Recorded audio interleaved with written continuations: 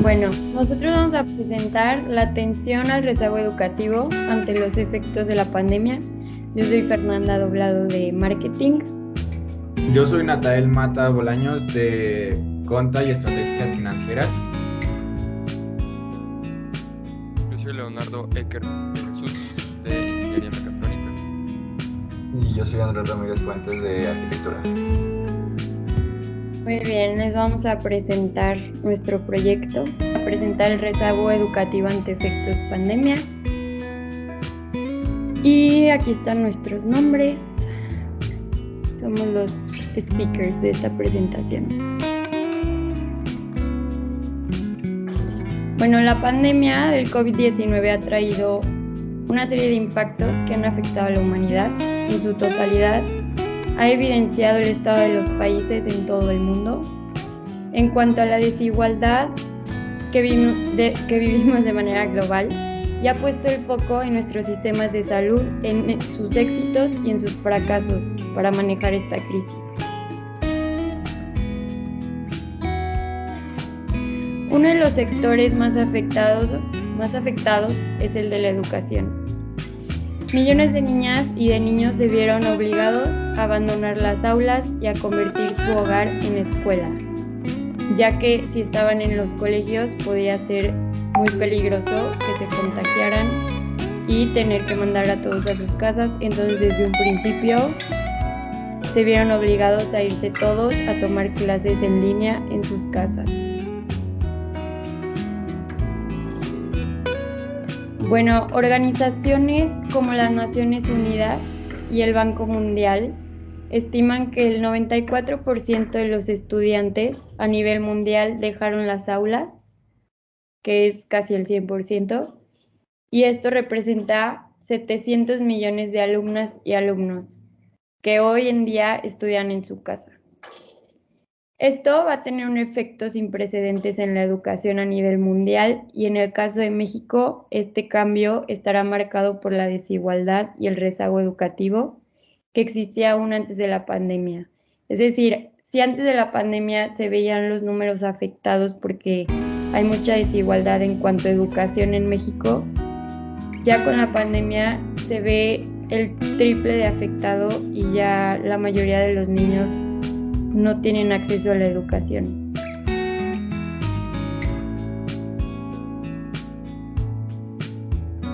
Bueno, ¿y qué es el rezago educativo? Es la condición de atraso en la que se encuentran las personas que no tienen el nivel educativo que se considera básico dentro de los límites de edad. Es decir, si un niño de 10 años no ha tenido su educación de primaria consecuente, se va a atrasar y esto tiene consecuencias.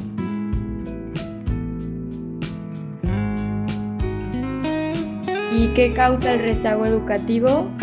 Es que las consecuencias son muy parecidas a sus causas, que puede ser que haya mucha pobreza, delincuencia y la ruralidad, por ejemplo.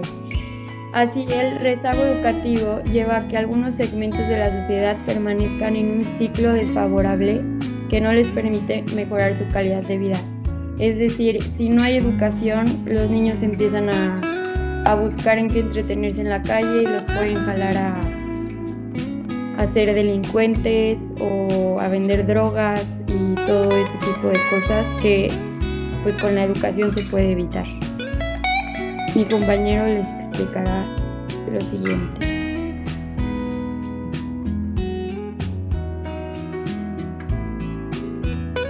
Bueno, para estar en condición de rezago educativo se debe cumplir alguno de los siguientes criterios. Tener de 3 a 15 años, no contar con la educación básica obligatoria y no asistir a un centro de educación formal. Eso es haber nacido antes de 1982 y no contar con la primaria completa.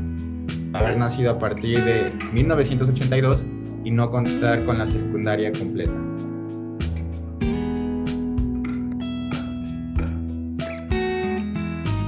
Bueno, el rezago educativo acumulado en México en los últimos 40 años el analfabetismo y la población sin primaria reducen su peso relativo, aunque los montos de personas siguen siendo similares. El componente que más ha contribuido al aumento de rezago en términos absolutos es el de la población sin secundaria terminada en 40 años. En 40 años pasa de 4.8 a 14.9 millones de personas, implicando incluso un aumento en términos relativos de 18 a 23% de la población de 15 años y más.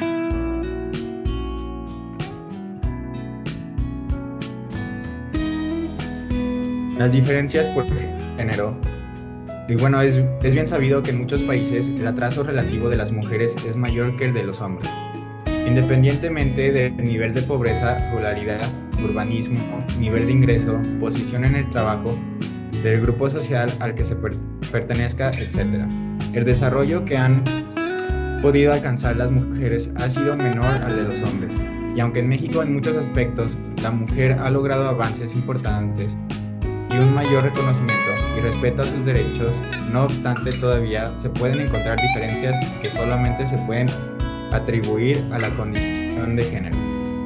En materia de rezago educativo, las mujeres superan el 6.7 de rezago de los varones, considerando las tasas prevalecientes en ambos géneros, 42 y 39% respectivamente. Es decir, que las mujeres casi siempre muestran mayor rezago que los hombres.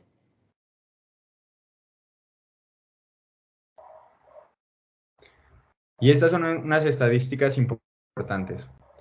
El 56.4% de los hogares mexicanos cuentan con internet. El 44.3% cuentan con una computadora. El 76.6% de la población urbana es usuaria de internet. Solo el 47.7% de la población rural cuenta con acceso a este servicio.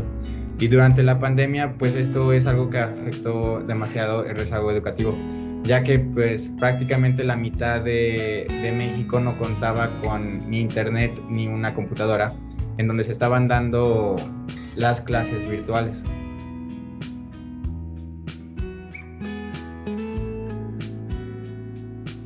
Unos retos y riesgos son la interrupción prolongada de los estudios formales, provoca una pérdida de conocimiento y de habilidades fundamentales adquiridas como lectoescritura y matemáticas.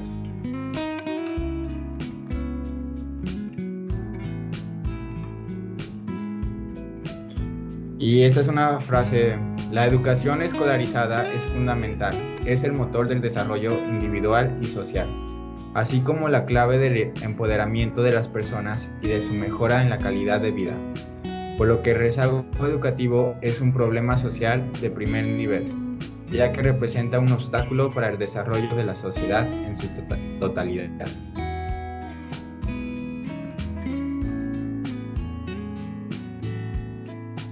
Esta crisis no solo abarca el ámbito educativo. El impacto que el COVID-19 ha causado en nuestro sistema educativo es preocupantemente extenso. Sin embargo, la educación por sí sola no es el único factor de riesgo. La crisis económica afectó directamente los ingresos familiares, aumentando el riesgo a la deserción escolar. De igual manera, esta crisis ocasiona una reducción de los presupuestos estatales y federales al sector educativo, por lo que la educación y la economía han convergido en una crisis histórica doble para la educación.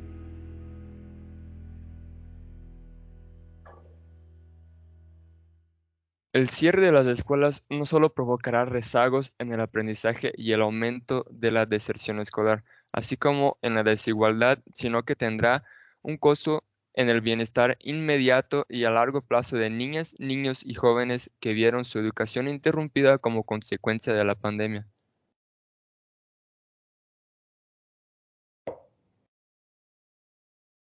Los estudiantes de preparatoria y bachillerato han sido quienes más han renunciado a la escuela en este año. Más de 563,000 jóvenes de nivel medio superior abandonaron sus estudios en el ciclo escolar 2021-2022, de acuerdo con las estadísticas e indicadores educativos de la Secretaría de Educación Pública. En México, el año pasado, 5.2 millones de estudiantes no se inscribieron al ciclo escolar 2020-2021 por causas relacionadas con COVID-19 o por falta de recursos, según datos del Instituto Nacional de Estadística y Geografía. El Instituto Mexicano para la Competitividad analizó el impacto educativo de la pandemia con base en la evidencia disponible sobre los efectos de las clases a distancia y sus consecuencias en la asistencia del aprendizaje y el aprendizaje escolar. A nivel individual, los trabajadores tendrán menor acceso a empleos mejores pagados, de acuerdo con el Banco Mundial. Esto hará que el estudiante promedio pierda el 8% de su ingreso anual futuro, lo que equivale a un mes de salario al año por el resto de su vida productiva.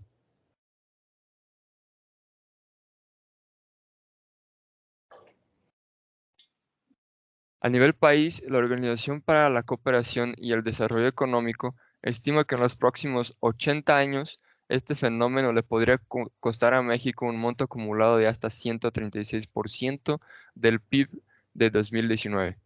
Esto implicaría que nuestro país dejaría de producir hasta 1.7% del PIB cada año, o un monto similar al gasto total ejercido por la Secretaría de Educación Pública en 2019. Esta evidencia nos lleva a concluir que, de no tomar medidas contundentes al volver a las escuelas, las pérdidas de aprendizajes ponen en riesgo el futuro de una generación completa de estudiantes.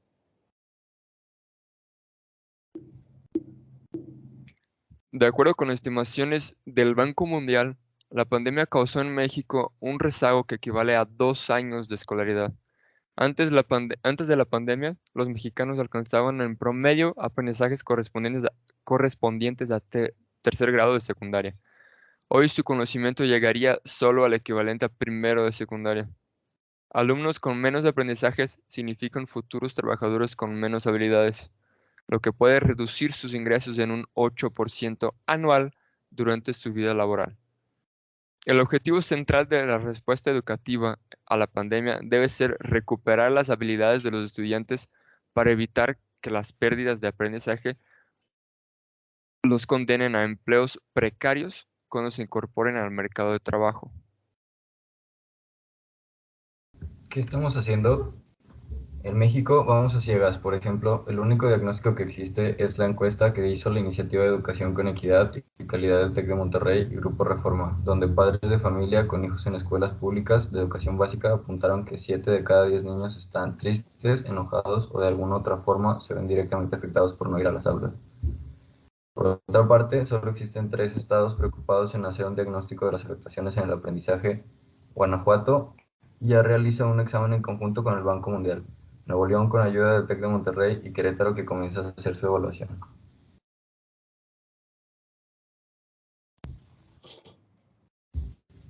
¿Y ahora qué se puede hacer? Para disminuir el impacto que ha tenido esta pandemia sobre nuestro sistema educativo, es necesario que todas y todos, tanto gobierno como sociedad civil e individuos, pongamos manos a la obra y trabajemos desde nuestra trinchera para asegurar que el futuro de nuestro país y la vida de nuestros niños y niñas se vea afectado lo menos posible y que después de que se acabe la pandemia puedan regresar a las clases en las mejores condiciones.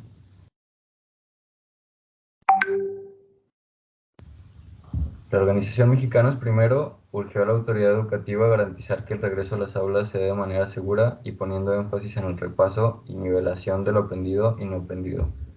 Por esta razón, recomendó que los planteles educativos permanezcan abiertos durante el verano a fin de que maestros y alumnos se puedan reencontrar y atender dudas respecto a los conocimientos adquiridos a distancia con el fin de disminuir el rezago educativo.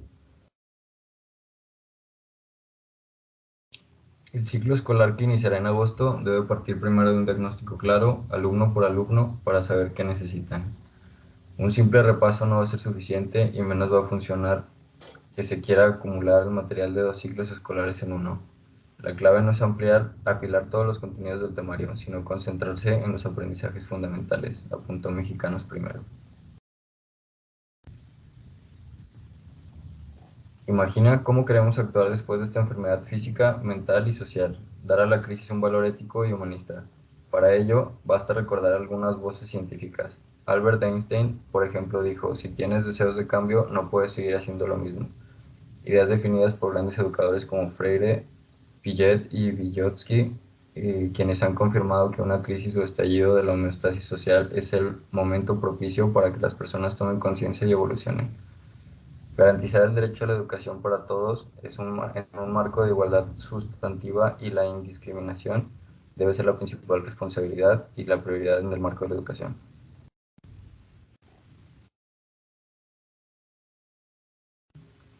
Y esto es la parte ya de los servicios sociales de cada uno.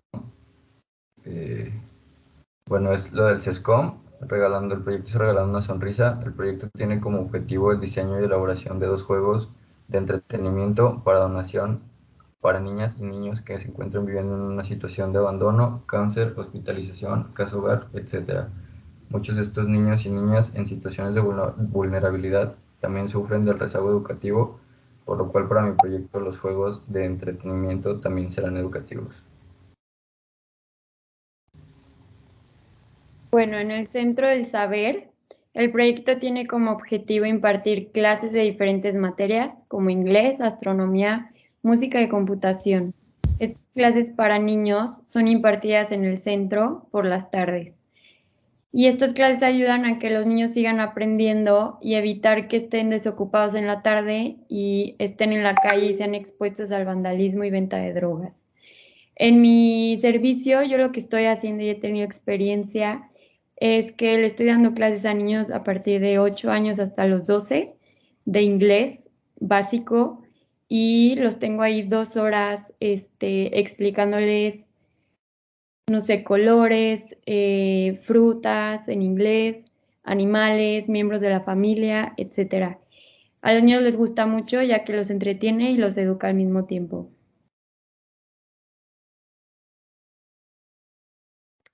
En CEBAG, Acciones por la Paz y Prevención de la Violencia, hacemos clases de ping pong para niños en la parte de la tarde con el intuito de que si en la mañana están en la escuela estudiando y aprendiendo, en la tarde no tendrían dónde quedarse, por así decirlo, si sus papás están trabajando o algo así. Entonces lo que hacemos es invitar a todos los niños de esa comunidad o de las comunidades cercanas al lugar que vengan y tengan clases de ping pong. Y ahí los entretenemos durante toda la tarde a veces. Y de igual manera ayudamos a la asociación a conseguir mesas nuevas, a conseguir pelotas de buena calidad, a conseguir redes de buena calidad, porque muchas veces juegan en mesas de cemento con redes de ladrillos y con una tapita como bolita, ¿no? Como pelota. Y estamos ahí todas las tardes de todos los días ayudando a los niños y dándoles clase. Y es algo que de verdad me gusta bastante.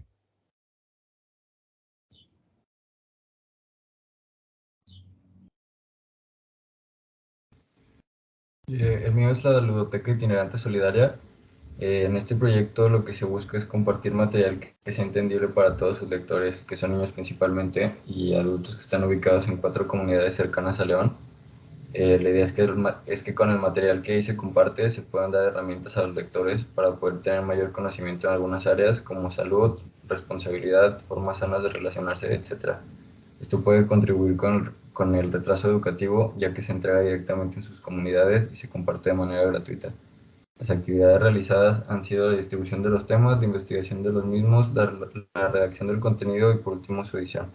Creo que este proyecto es importante porque como es directamente con todos los habitantes de las comunidades y pues eso, se les facilita a ellos todo el material, no sé no sé bien cómo sea toda la repartición de todo el contenido, pero ellos se lo llevan directamente a los encargados de las comunidades y lo reparten. Entonces, pues se me hace que es muy útil y se me hace que está muy bien la iniciativa porque pues es una forma de obtener información que de otra manera a ellos les costaría muchísimo trabajo.